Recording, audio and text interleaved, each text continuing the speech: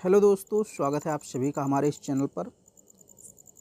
दोस्तों, हम लोग पढ़ रहे थे ब्रह्मांड, सौरमंडल और पृथ्वी की उत्पत्ति के सिद्धांतों के बारे में। कौन कौन से सिद्धांत दिए गए हैं मैंने आपको शुरुआत से पढ़ाया है, एकदम बेसिक से। आपने अगर वीडियो नहीं देखा तो पीछे जा कर के जितने भी वीडियो मैंने बनाए हैं प्लेलिस्ट में पड़ी हुई हैं, सब देख लीजिए। तो आज हम लोग एक नए सिद्धांत के बारे में पढ़ने जा रहे हैं। आज का सिद्धांत है होयल तथा लिटिलटन का सुपरनोवा सिद्धांत। इन्होंने भी अपना एक सिद्धांत दिया सौरमंडल और ग्रहों की उत्पत्ति के संबंध में। इसको भी हम लोग देख लेते हैं। थोड़ा सा इसमें थ्योरी ज़्यादा है, आपको पढ़ना पड़ेगा थोड़ा सा, फिर मैं आपको चित्र के माध्यम से भी समझा दूंगा। तो भागना नहीं, आपको आराम से समझना है हर एक लाइन को, क्योंकि जब आप थ्योरी पढ़ेंगे तभी आपको चित्र समझ में आएगा। अगर मैं पहले ही चित्र दिखा दूं तो आप समझ ही नहीं पाएंगे। चलिए हम लोग पढ़ते हैं। देखिए, कैम्ब्रिज विश्वविद्यालय के दो गणितज्ञ थे, फ्रेड होयल तथा लिटिलटन। तो ये फ्रेड होयल और लिटिलटन कौन थे? कैम्ब्रिज विश्वविद्यालय के दो गणितज्ञ। इन्होंने सौर परिवार की रचना से संबंधित अपने सिद्धांत का प्रतिपादन 1939 में किया। यानी इन्होंने अपने सिद्धांत का प्रतिपादन कब किया? 1939 में। लिटिलटन के अनुसार ब्रह्मांड में केवल 2 तारे नहीं थे, वरन 3 तारे थे। अब ये देखिए, ये कह रहे हैं कि भाई ब्रह्मांड में 3 तारे थे। एक सूर्य था, एक उसका साथी तारा और एक पास आता हुआ तारा, पास आता हुआ अन्य तारा, मतलब 3 तारे थे। अब ध्यान से सुनिएगा, साथी तारा सूर्य से अधिक दूरी था। मान लीजिए ये सूर्य है, ये उसका साथी तारा है। तो साथी तारा जो है ये सूर्य से दूर था और विशाल था। मान लीजिए ये सूर्य है, साथी तारा विशाल था और दूर था, यानी सूर्य से बड़ा था साथी तारा। इस प्रकार साथी तारे के विघटन से प्राप्त पदार्थों से ग्रहों का निर्माण हुआ तथा सूर्य से अधिक दूर हो गए। इस संशोधन द्वारा सूर्य व ग्रहों के बीच की दूरी की समस्या सुलझ जाती है। अब पहले हम थोड़ा सा समझ लेते हैं कि ये क्या कह रहे हैं, फिर हम लोग आगे बढ़ते हैं, क्योंकि अभी इन्होंने सारांश दिया है। अभी आगे डिटेल में बताएंगे कैसे विस्फोट होता है। देखिए, ये कहते हैं ये सूर्य है और ये उसका साथी तारा है। फिर कहते हैं इसके साथी तारे में अचानक विघटन होता है और इसके जो पदार्थ में बिखर जाते हैं, और वही पदार्थ बाद में एक तस्तरी के रूप में, यानी एक आप कह सकते हैं तस्तरी का मतलब प्लेट के रूप में जो है इकट्ठे होते हैं और घनीभूत होकर ग्रहों का निर्माण करते हैं। अब ये क्यों फूटे, क्यों टूटे, क्यों इनमें विस्फोट हुआ, उसकी चर्चा आगे करते हैं। लगभग ये थ्योरी थोड़ा सा आप कह सकते हैं बिग बैंग से मिलती जुलती है। जैसे बिग बैंग थ्योरी मैं आपको पढ़ाऊंगा आगे, एक सिद्धांत और इसके बाद पढ़ाऊंगा, उसके बाद मैं बिग बैंग थ्योरी ही पढ़ाऊंगा। तो बिग बैंग थ्योरी जैसा ही लगभग ये सिद्धांत देते हैं। देखते हैं। देखिए, जीन्स के अनुसार ग्रहों का निर्माण सूर्य से निःसृत ज्वारीय वायव्य पदार्थ से हुआ, तो सूर्य एवं ग्रहों की रचना में समानता होनी चाहिए। मतलब ये जो है, ये दो वैज्ञानिक होयल और लिटिलटन उदाहरण देते हैं। कहते हैं कि भाई अगर जीन्स की बात माने तो वो कहते हैं, जीन्स क्या कहते थे कि ग्रहों का निर्माण सूर्य से हुआ है, उसके जो सूर्य से पदार्थ निकला था उससे हुआ है। तो लिटिलटन और होयल कहते हैं अगर हम जीन्स की बात मान लें तो भाई जब दोनों एक ही जगह से निकले, यानी सूर्य से ही ग्रह निकला है, तो ग्रह और सूर्य की संरचना समान होनी चाहिए, अर्थात सूर्य और ग्रह समान पदार्थों के बने होने चाहिए। परंतु वास्तव में ऐसा नहीं पाया जाता है। यानी ऐसा लिटिलटन और होयल ने कहा कि भाई जीन्स की बात करें तो ग्रहों की संरचना समान होनी चाहिए, लेकिन ऐसा नहीं पाया जाता है। ग्रह, ये कहते हैं जो सूर्य है वो हल्के तत्वों से निर्मित है, और जो हल्के तत्व हैं उसमें हाइड्रोजन और हीलियम की अधिकता है, जबकि जो ग्रह हैं वो भारी तत्वों से निर्मित है, जिसमें लोहा, सिलिकॉन, एल्युमिनियम, इन पदार्थों की अधिकता है। तो आप समझ गए होंगे कहना क्या चाहते हैं।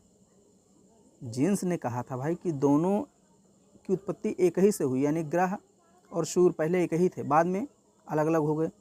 तो लिटिलटन और होयल उनसे सवाल पूछते हैं कि भाई अगर सूर्य से ही ग्रहों की उत्पत्ति हुई तो उनकी संरचना में अंतर क्यों है?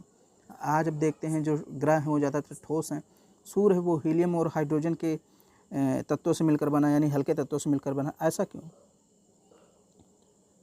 इस समस्या को फ्रेड होयल के सिद्धांत द्वारा हल किया जा सकता है। अब फ्रेड होयल इस सिद्धांत को स्पष्ट करते हैं।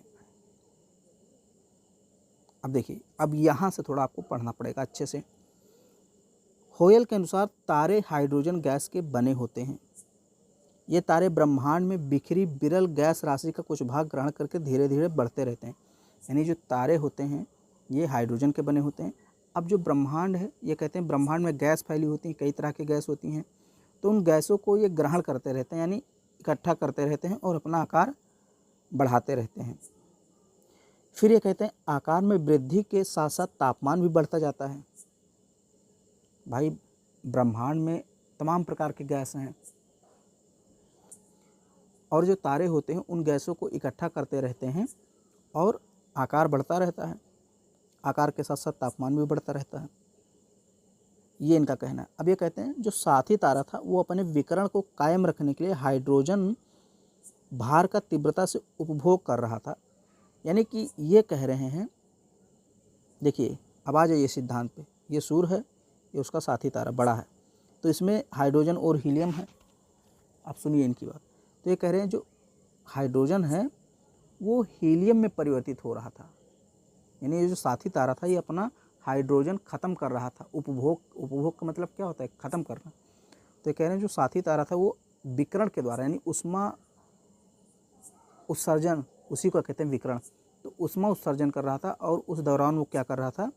अपने हाइड्रोजन को ख़त्म कर रहा था और उसको किस में परिवर्तित कर रहा था? हीलियम में। वही चीज़ यहाँ पे है, देखिए साथी तारा अपने विकिरण को कायम रखने के लिए हाइड्रोजन भार का तीव्रता से उपभोग कर रहा था तथा अंत में हाइड्रोजन का भंडार समाप्त हो गया, यानी जितने हाइड्रोजन थे वो सब हीलियम में कन्वर्ट हो गए। फलस्वरूप साथी तारे में केंद्रीय आणविक प्रतिक्रिया हुई, यानी कि न्यूक्लियर रिएक्शन हुआ केंद्र भाग में। जब हीलियम हो गया उसमें, तो उसमें एक रिएक्शन हुआ जिस कारण साथी तारा ध्वस्त हो गया और भयंकर विस्फोट हुआ। इस प्रकार गैस की विशाल धूल राशि का जन्म हुआ जिसके घनीभवन से विभिन्न ग्रहों की उत्पत्ति हुई। यानी जब साथी तारे में विस्फोट हुआ तो बहुत सारे गैस निकले और पदार्थ निकले, तो कुछ पदार्थों में घनीभवन हुआ, यानी कि एक प्रकार से जुड़े, आकर्षित हुए, एक दूसरे से जुड़े और घनीभूत होकर वो ग्रह बने, और कुछ गैसें भी मिलकर ग्रह बनाई। तो आज आप देखते हैं कुछ गैसीय ग्रह हैं, जैसे शनि, अरुण, बृहस्पति, ये सब गैसीय ग्रह हैं, जबकि कुछ ठोस ग्रह हैं जैसे पृथ्वी, मंगल, बुध, शुक्र, ये सब ठोस ग्रह हैं। तो इस प्रकार ग्रहों का निर्माण हुआ इनके अनुसार। अब देखिए, जब साथी तारे का भयंकर विस्फोट हुआ तो भयंकर विस्फोट के परावर्तन ने साथी तारे के गर्म भाग को सूर्य की गुरुत्वाकर्षण शक्ति के बाहर कर दिया तथा गैस का अवशेष भाग बचा रहा, जिससे गोलाकार गतिशील तस्तरी का निर्माण हुआ जो कि सूर्य का चक्कर लगाने लगी। बाद में चलकर इसी के घनीभवन के कारण ग्रहों का निर्माण हुआ। इस सिद्धांत के अनुसार तारे के भयंकर विस्फोट से अत्यधिक ऊष्मा की उत्पत्ति हुई। इसके अत्यधिक ताप के कारण ग्रहों के पदार्थों में भारीपन आ गया तथा इसी कारण वर्तमान ग्रह भारी पदार्थों से बने हैं। अतः ग्रहों का निर्माण सूर्य से न होकर साथी तारे के विस्फोट से हुआ है जो कि अधिक ऊष्मा के कारण भारी हो गए। इस प्रकार द्वितीय समस्या का समाधान हो जाता है। तो इतना आप ना भी पढ़ेंगे तो भी चलेगा, जितना मैंने आपको पिछला बताया इतना आपको याद रखना है कि जो सूर्य का साथी तारा था उसमें जो हाइड्रोजन था वो कन्वर्ट हो रहा था हीलियम में लगातार, और जब सारा हाइड्रोजन खत्म हो गया, हीलियम में परिवर्तित हो गया, तो उस साथी तारे में अचानक विस्फोट हो जाता है, यानी केंद्र में रिएक्शन होता है और अचानक विस्फोट होता है। तो कुछ धूल कण और गैस निकलते हैं, तो कुछ गैसों के ग्रह बनते हैं, कुछ धूल कणों से मिलकर भी ग्रह बनते हैं। तो दो प्रकार के ग्रह बनते हैं, एक ठोस एक गैसीय। और आज हमारे ब्रह्मांड में, हमारे सौरमंडल में दो प्रकार के ग्रह भी पाए जाते हैं। मैंने आपको शुरुआत में ही बताया था, एक आंतरिक ग्रह होते हैं जो ठोस होते हैं और एक बाह्य ग्रह जो गैसीय होते हैं। ये चीज़ मैंने आपको पहले बताया था। अब देखिए इस प्रकार चित्र देख लीजिए थोड़ा सा। यहाँ जो है ये सूर्य है और ये उसका साथी तारा है, यानी कंपेनियन स्टार मतलब साथी तारा। नोवा इसको कहा गया। तो इसमें विस्फोट होता है, यहाँ देखिए ये नोवा का विस्फोट हुआ और फिर इससे गैस निकले, ये देखिए गैस निकला और इसका नाभिक जो है गर्म भाग था नाभिक के दूर चला जाता है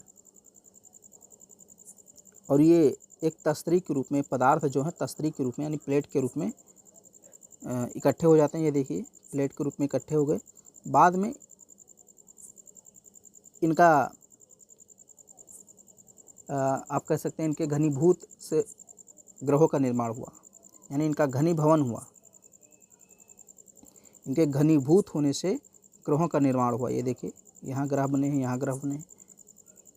फिर आगे देखिए ये तीसरा स्टेप है, यहाँ और ग्रह बन गए और यहाँ पूरा सौरमंडल का विकास हो गया। तो ये 4 स्टेप में इन्होंने बताया है।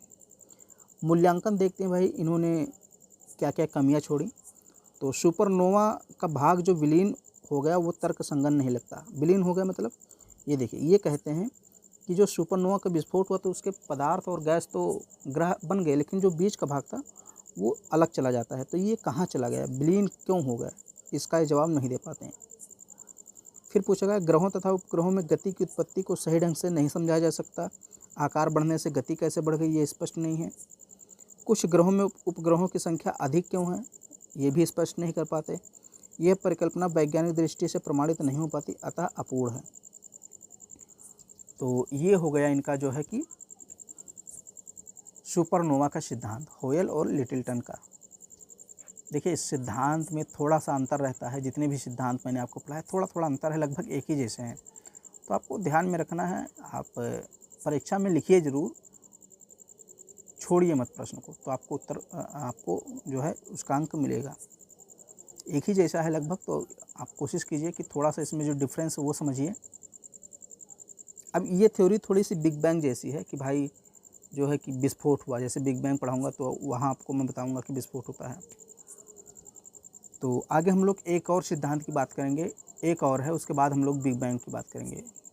तो एक सिद्धांत बचा है, ओटो स्मिथ करके एक भूगोलवेत्ता हैं, वैज्ञानिक हैं, उनका एक अंतरा अणुक या अंतर तारक धूल परिकल्पना है, उसको हम लोग पढ़ लेंगे। उस परिकल्पना के बाद हम लोग सीधे बिग बैंग थ्योरी को पढ़ेंगे। तो उम्मीद करता हूँ आपको वीडियो पसंद आया होगा, तो इसको लाइक कर दीजिए, शेयर कर दीजिए और हमारे चैनल पर पहली बार हैं तो चैनल को सब्सक्राइब जरूर कीजिए।